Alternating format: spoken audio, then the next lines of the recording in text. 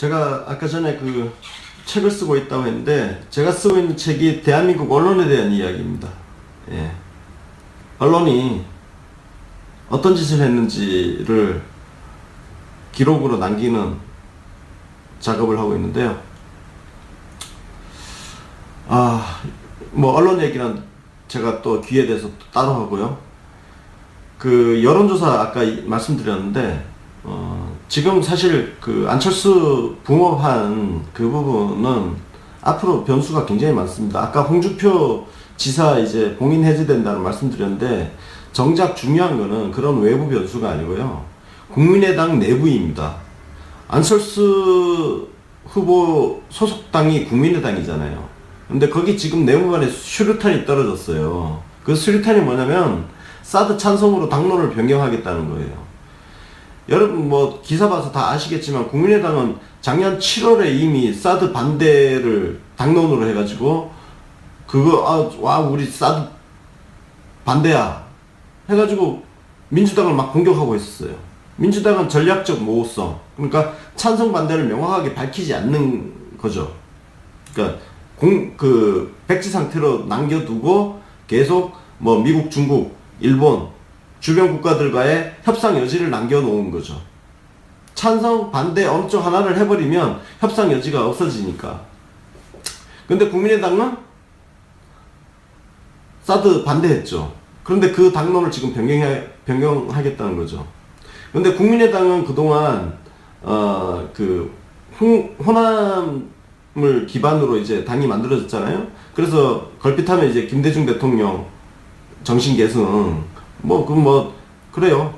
계승할 수 있으면 계승하라고 해요. 근데 김대중 정신 계승의 핵심적인 가치가 바로 한반도 평화입니다. 그 대표적인 상징이 개성공단 아니에요.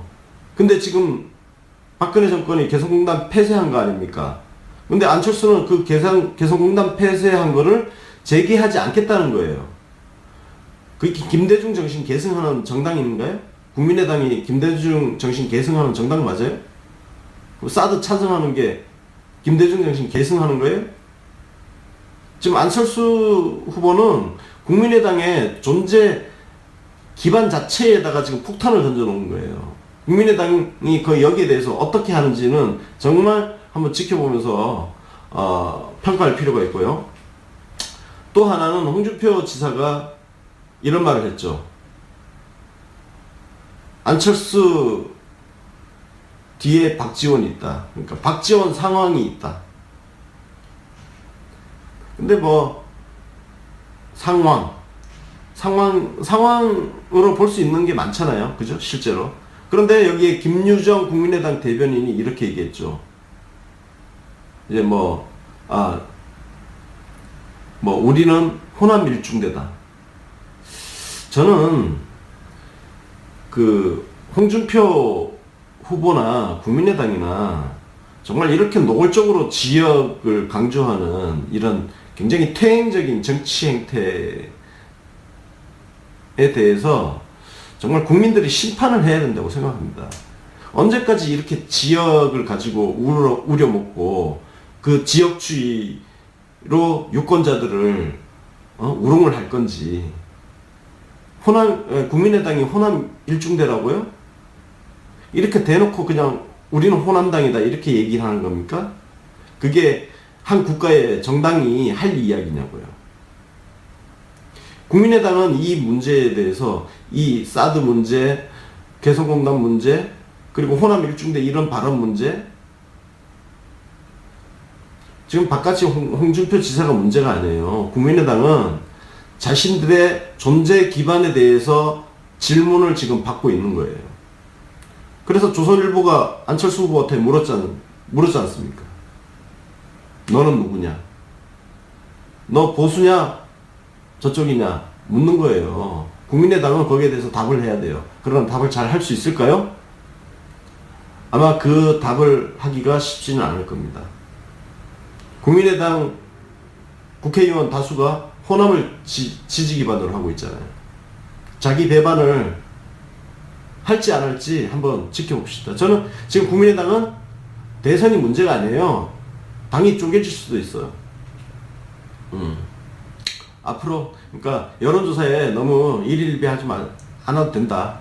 아직 무수한 폭탄이 떨어질 것이다.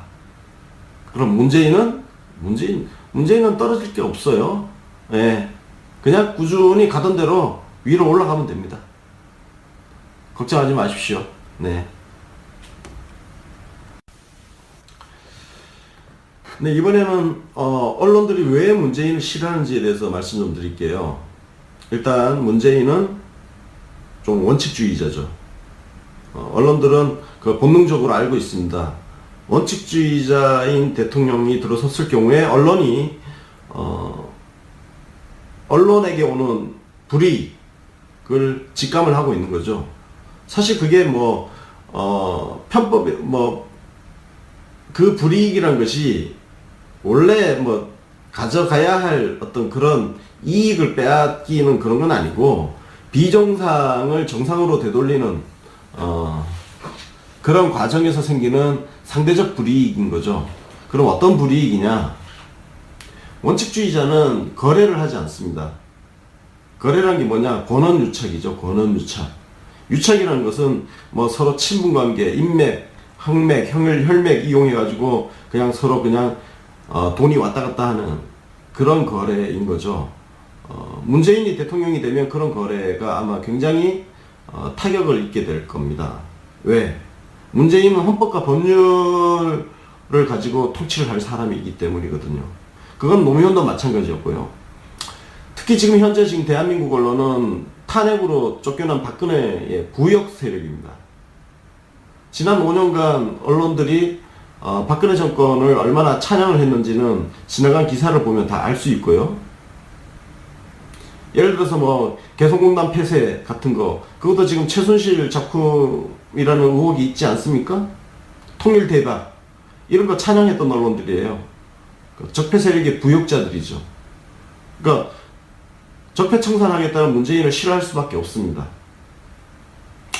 또 하나, 특히 이거는 언론사들의 그 수익 구조와 관련된 건데요. 언론사 광고 효과가 있나요? 없죠.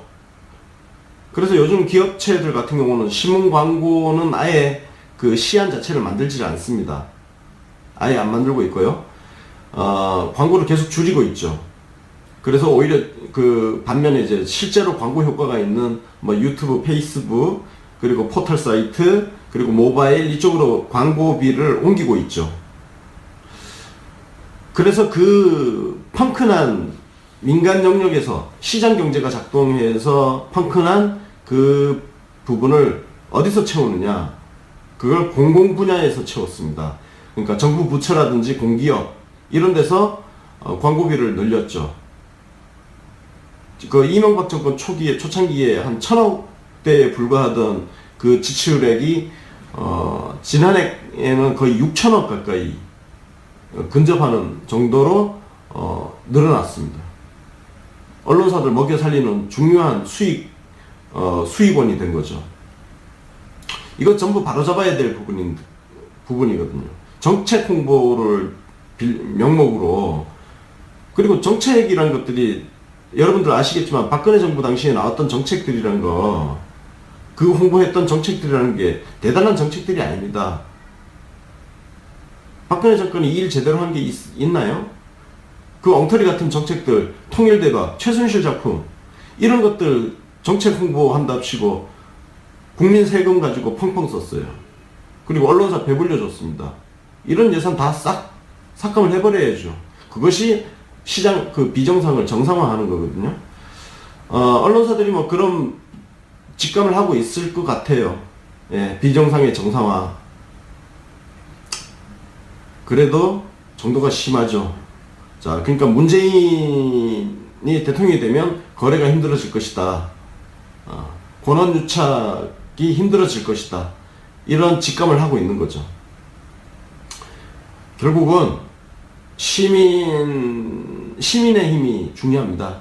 시민들이 이런 한국 사회의 구조에 대해서 공부를 하고, 권력과 언론의 관계, 재벌과 언론의 관계, 그리고 재벌과 권력과의 관계, 이 관계들을 우리가 정말 계속 들여다보면서 시민들이 가지고 행사할 수 있는 권리를 행사하고 동원할 수 있는 수단을 동원해서 싸워야 되는 거죠. 그것이 바로 적폐청산인 거죠. 그래서 문재인을 대한민국 언론들이 싫어할 수밖에 없는 근본적인 이유 다양하게 더 많습니다. 더 많은데 일단 이런 거래 관계가 안 된다는 거, 딜이 안 된다는 거, 권한유착이 힘들다는 거, 이게 대한민국 언론이 문재인을 싫어하는 이유. 그럼 안철수는 네, 여러분들이 생각하시는 그것입니다. 적폐죠. 적폐청산 해야 됩니다. 네. 평화입니다. 그 대표적인 상징이 개성공단 아니에요. 근데 지금 박근혜 정권이 개성공단 폐쇄한 거 아닙니까? 근데 안철수는 그 개성공단 폐쇄한 거를 재개하지 않겠다는 거예요. 그게 김대중 정신 계승하는 정당인가요? 국민의당이 김대중 정신 계승하는 정당 맞아요? 사드 찬성하는 게 김대중 정신 계승하는 거예요? 지금 안철수 후보는 국민의당의 존재 기반 자체에다가 지금 폭탄을 던져 놓은 거예요. 국민의당이 여기에 대해서 어떻게 하는지는 정말 한번 지켜보면서 평가할 필요가 있고요. 또 하나는 홍준표 지사가 이런 말을 했죠.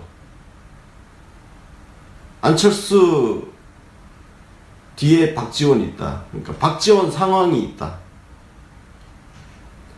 근데 뭐 상황으로 볼 수 있는 게 많잖아요. 그죠? 실제로. 그럼 7월에 이미 사드 반대를 당론으로 해가지고 와 우리 사드 반대야 해가지고 민주당을 막 공격하고 있었어요. 민주당은 전략적 모호성, 그러니까 찬성 반대를 명확하게 밝히지 않는 거죠. 그러니까 백지 상태로 남겨두고 계속 뭐 미국, 중국, 일본 주변 국가들과의 협상 여지를 남겨놓은 거죠. 찬성, 반대 어느 쪽 하나를 해버리면 협상 여지가 없어지니까. 근데 국민의당은 사드 반대했죠. 그런데 그 당론을 지금 변경하겠다는 거죠. 근데 국민의당은 그동안 호남을 기반으로 이제 당이 만들어졌잖아요. 그래서 걸핏하면 이제 김대중 대통령 정신 계승 그래요. 계승할 수 있으면 계승하라고 해요. 근데 김대중 정신 계승의 핵심적인 가치가 바로 한반도. 제가 아까 전에 책을 쓰고 있다고 했는데, 제가 쓰고 있는 책이 대한민국 언론에 대한 이야기입니다. 예. 언론이 어떤 짓을 했는지를 기록으로 남기는 작업을 하고 있는데요. 언론 얘기는 제가 또 귀에 대해서 따로 하고요. 여론조사 아까 말씀드렸는데, 지금 사실 안철수 붕어한 그 부분은 앞으로 변수가 굉장히 많습니다. 아까 홍준표 지사 이제 봉인 해제된다는 말씀드렸는데, 정작 중요한 거는 그런 외부 변수가 아니고요. 국민의당 내부입니다. 안철수 후보 소속당이 국민의당이잖아요. 근데 거기 지금 내무반에 수류탄이 떨어졌어요. 그 수류탄이 뭐냐면 사드 찬성으로 당론을 변경하겠다는 거예요. 여러분 기사 봐서 다 아시겠지만 국민의당은 작년 초에 여기에 김유정 국민의당 대변인이 이렇게 얘기했죠. 이제 우리는 호남 일중대다. 저는 홍준표 후보나 국민의당이나 정말 이렇게 노골적으로 지역을 강조하는 이런 굉장히 퇴행적인 정치 행태에 대해서 정말 국민들이 심판을 해야 된다고 생각합니다. 언제까지 이렇게 지역을 가지고 우려먹고 그 지역주의로 유권자들을 우롱을 할 건지. 국민의당이 호남 일중대라고요? 이렇게 대놓고 그냥 우리는 호남당이다 이렇게 얘기를 하는 겁니까? 그게 한 국가의 정당이 할 이야기냐고요. 국민의당은 이 문제에 대해서 이 사드 문제, 개성공단 문제, 그리고 호남 일중대 이런 발언 문제,